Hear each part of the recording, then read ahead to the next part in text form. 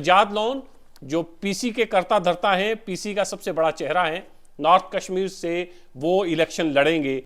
Engineer Rashid अगर मैदान में आ जाते हैं तो मुकाबला दो लोगों के बीच में नहीं रहेगा, फिर मुकाबला तिकोना होगा। नॉर्थ कश्मीर जहां इससे पहले बांडीपुरा, बारामूला और कुपवाड़ा आते थे, अब उसमें बडगाम को भी शामिल कर लिया गया है, लेकिन अब भी हम इसको नॉर्थ कश्मीर ही कहेंगे क्योंकि बेशतर हिस्सा नॉर्थ कश्मीर का इस पार्लिमानी सीट के अंदर है। सज्जाद लोन जो पीसी के कर्ता धर्ता हैं, पीसी का सबसे बड़ा चेहरा है, नॉर्थ कश्मीर से वो इलेक्शन लड़ेंगे। लेकिन इस वक्त सिटिंग एमपी नॉर्थ कश्मीर से नेशनल कॉन्फ्रेंस का है अकबर लोन।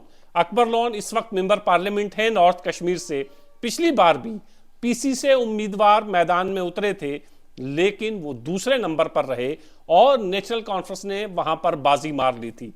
इस बार हालात वैसे नहीं हैं जो पिछली बार जब इंतखाबात हुए थे तब थे।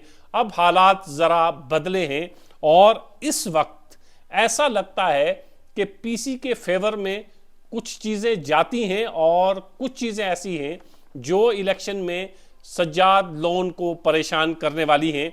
जैसे डिलिमिटेशन में बडगाम को इसमें शामिल कर लिया गया है। में ये बताया जाता है कि नेशनल कॉन्फ्रेंस बडगाम में पीसी के मुकाबले में बहुत ज्यादा मजबूत है और बडगाम पहले नॉर्थ कश्मीर का हिस्सा नहीं, अब इस सीट का हिस्सा बडगाम भी है और वहां नेशनल कॉन्फ्रेंस ज्यादा मजबूत। ये परेशान करने वाली बात सज्जाद लोन के लिए जरूर होगी, लेकिन बहुत सारी ऐसी चीजें हैं जो सज्जाद लोन के फेवर में हैं।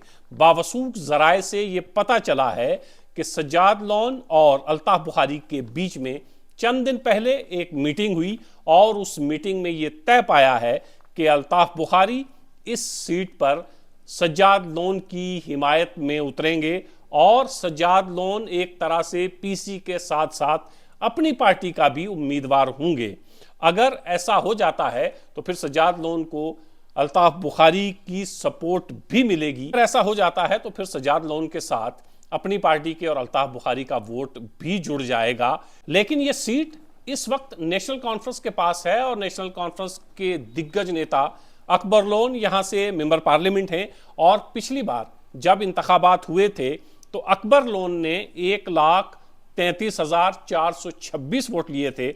दूसरे नंबर पर थे राजा एजाज अली जिन्होंने 1,03,193 वोट लिए थे और तीसरे नंबर पे कौम था और उसने कितने वोट लिए थे और वो आने वाले इलेक्शन में कितना अहम होगा ये बात मैं थोड़ा आगे चल के करूंगा।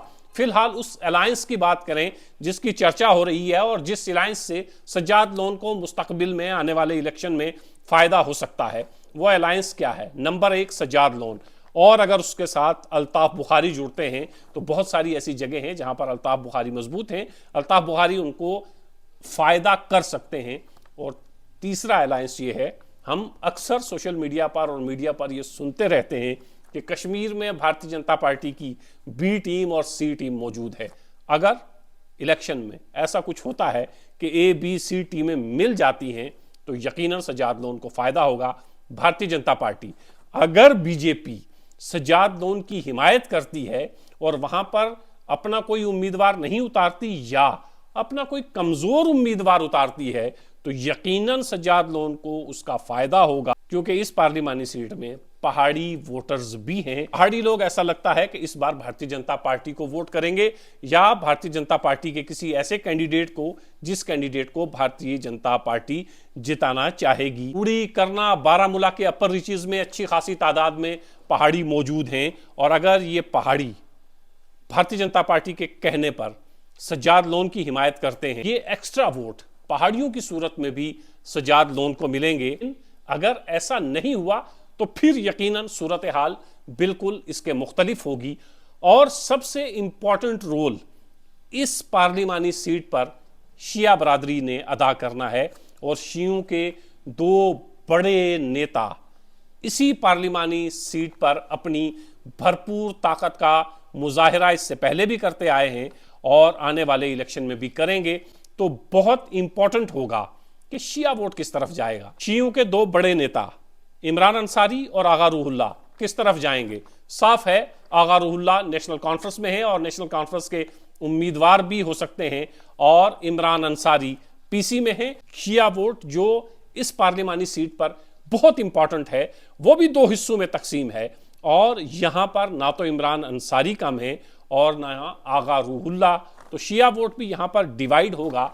लेकिन बहुत इंपॉर्टेंट है, इमरान अंसारी चूंकि पीसी में है, आगा रूहुल्ला चूंकि नेशनल कॉन्फ्रेंस में है, तो शिया वोट आगा रूहुल्ला की तरफ भी जाएगा और इमरान अंसारी की तरफ भी जाएगा। यह देखना बड़ा दिलचस्प होगा कि शिया वोटों की जो तकसीम है वो किस तरह होगी और किस तरफ ज्यादा वोट पड़ेगा। क्या आगा रूहुल्ला ज्यादा वोट दिलवाने में या लेने में कामयाब होंगे या इमरान अंसारी, ये भी देखना बहुत दिलचस्प होगा।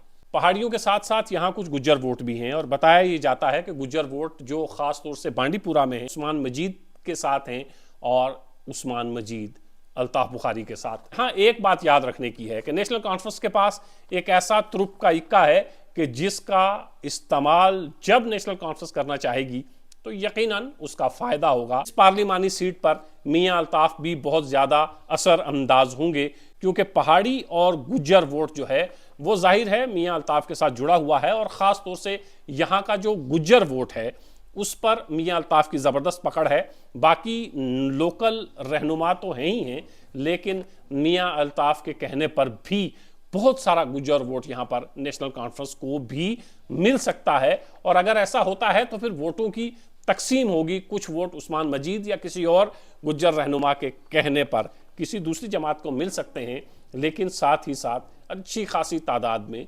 गुज्जर वोट मियां अल्ताफ के कहने पर भी नेशनल कॉन्फ्रेंस को वोट करेगा। इब्तदा में ही बडगाम का जिक्र किया था, जो बडगाम पहले नॉर्थ कश्मीर की इस पार्लिमानी सीट के साथ नहीं था, लेकिन डिलिमिटेशन के बाद बडगाम को भी इसमें जोड़ दिया गया है। बडगाम में नेशनल कॉन्फ्रेंस का बोलबाला है और अगर ये बात तय हो जाती है कि अल्ताफ बुखारी सजाद लोन की हिमायत करेंगे तो फिर टनमर्ग से गुलाम हसन मीर और बांडीपुरा से उस्मान मजीद, ये दो ऐसे चेहरे हैं जिनके अच्छे खासे वोट इस इलाके में मौजूद हैं, तो ये सज्जाद लोन की तरफ जाएंगे। और हो गई सज्जाद लोन की, लेकिन क्या इस मैदान में सज्जाद लोन अकेले हैं? नहीं, इस मैदान में दूसरी जमातें भी अपने उम्मीदवार उतारेंगी, लेकिन सबसे मजबूत यहाँ पर नेशनल कॉन्फ्रेंस है। चूंकि नेशनल कॉन्फ्रेंस के पास इस वक्त मौजूदा एमपी यहाँ का जो है वो नेशनल कॉन्फ्रेंस का है, लेकिन बताया यह जा रहा है कि अकबर लोन इस बार मैदान से बाहर रहेंगे, वो इलेक्शन नहीं लड़ेंगे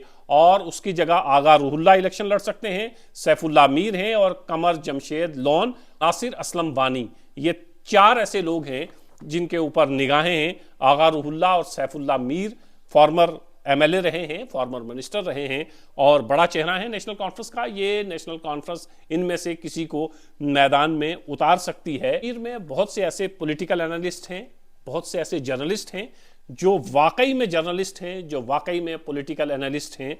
उनसे मेरी चंद दिनों से बातचीत हो रही है और वहाँ की सूरत हाल को मैं समझने की कोशिश कर रहा हूँ। तो वहाँ के पॉलिटिकल एनालिस्ट जो मुझ तक इंफॉर्मेशन पहुँचा रहे हैं या उनसे गुफ्तगू करते हुए जो चीज़ें मैं समझ रहा हूँ वो ये है कि कश्मीर में भारतीय जनता पार्टी किसी भी सूरत में किसी भी सीट पर नहीं जीत सकती है। इस राजौरी अनंतनाग सीट को छोड़कर इसकी बातें मैं कर चुका हूं और बाद में भी करूंगा, चूंकि ये आधा जम्मू है और आधा कश्मीर है। लेकिन कश्मीर में बाकायदा कोई भी सीट भारतीय जनता पार्टी नहीं जीत सकती है।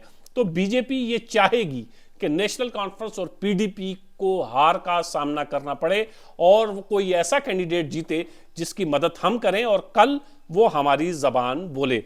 सज्जाद लोन इस तरह का एक कैंडिडेट हो सकते हैं और अल्ताफ बुखारी का इनके साथ जुड़ना अगर मुस्तकबिल में जुड़ते हैं और फिर पहाड़ी वोट अगर बीजेपी सज्जाद लोन को दिलवाने में कामयाब हो जाती है तो यकीनन सज्जाद लोन इस सीट पर मजबूत होंगे। लेकिन एक बहुत अहम कड़ी इसमें जुड़ना अभी बाकी है।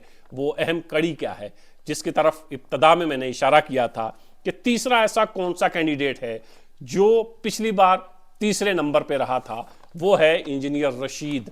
इंजीनियर रशीद के नाम से आप तमाम लोग वाकिफ होंगे, इस वक्त जेल में हैं। और जब इंजीनियर रशीद ने इस पार्लिमानी सीट पर इलेक्शन लड़ा था, मैं फिर दोहराता हूं, अकबर लोन ने 1,33,426 वोट लिए थे। राजा एजाज अली जो पीसी के कैंडिडेट थे 1,33,000 3,193 वोट लिए थे और इंजीनियर रशीद ने वोट लिए थे 1,02,168। मतलब 1,000 वोटों के आसपास वोट जो है वो राजा एजाज अली के इंजीनियर रशीद से ज्यादा थे। इंजीनियर रशीद का जिक्र क्यों किया? बताया यह जा रहा है कि इंजीनियर रशीद इस वक्त जेल में हैं और जेल से इलेक्शन लड़ेंगे। आप इंजीनियर रशीद की ताकत समझ सकते हैं कि तीसरे नंबर पे हैं और वोट कितने लिए हैं। इंजीनियर रशीद अगर मैदान में आ जाते हैं तो मुकाबला दो लोगों के बीच में नहीं रहेगा, फिर मुकाबला तिकोना होगा। पीसी, नेशनल कॉन्फ्रेंस और इंजीनियर रशीद के बीच में होगा। फिर सजाद लोन के लिए भी इतना आसान नहीं होगा, नेशनल कॉन्फ्रेंस के लिए भी इतना आसान नहीं होगा, क्योंकि जब इंजीनियर रशीद मैदान में उतरेंगे तो फिर वो नुकसान किसी एक का नहीं करेंगे, दोनों का नुकसान करेंगे। और इंजीनियर रशीद के मैदान में आने से मुकाबला ज्यादा दिलचस्प हो जाएगा। इंजीनियर रशीद को आप किसी भी कीमत पर कम नहीं आंक सकते हैं। आप ये नहीं कह सकते हैं कि मुकाबला सजाद लोन और नेशनल कॉन्फ्रेंस में होगा। इंजीनियर रशीद अगर यहां से इलेक्शन लड़ते हैं तो मुकाबला फिर दिलचस्प होने वाला है। लेकिन अहम यह है सजाद लोन की हिमायत में कौन कौन लोग उतरते हैं और उधर नेशनल कॉन्फ्रेंस किस तरह अपनी पुरानी सीट बचा सकती है। रशीद का इसमें क्या रोल होगा, ये इलेक्शन जब करीब आएंगे तब बहुत सारी चीज़ें और वाज़ेह होंगी और बहुत सारी चीज़ें हम आप तक पहुंचाते रहेंगे।